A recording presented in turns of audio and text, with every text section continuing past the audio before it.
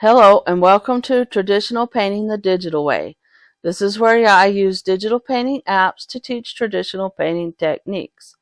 This is another video in my quick study series, and in this one I want to show you how to make some quick high thin clouds. And so the app that we're going to be using is Infinite Painter for Android, and what we're going to do is start out with a light blue sky. And if you're following along with traditional materials such as acrylics, you can use ultramarine blue and some white acrylic gesso. And we just kind of want to make a sort of a light blue sky. And you can add a touch of purple to it if you want to add a little more interest to your painting.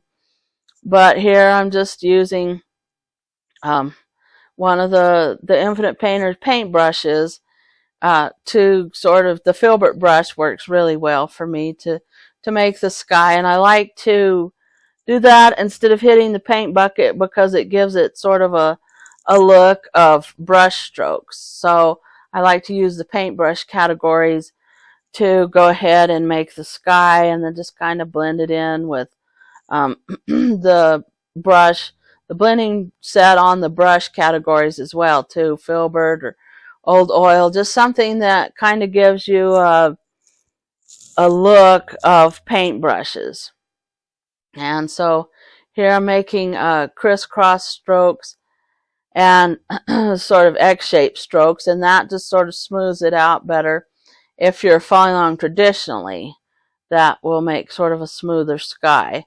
And so here I've got the sky pretty good, but I haven't killed all the brush strokes because I want sort of a painterly look. And then here I'm going to go ahead and take one of the filbert brushes and make some clouds. And so these are high thin clouds. They're not going to be detailed, but they look really good in a painting and they give interest.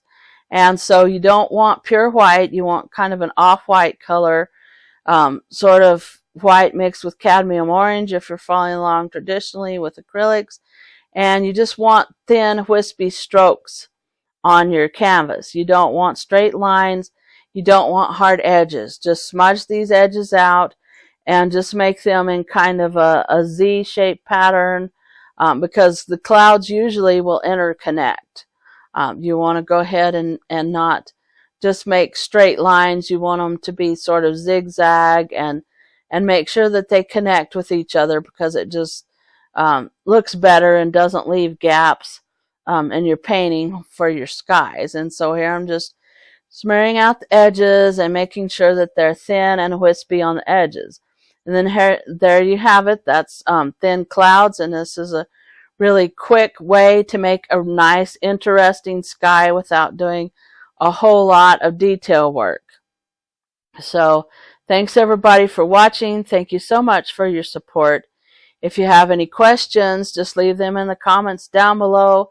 If you want to see more quick studies, hit the subscribe button, and I will catch you later.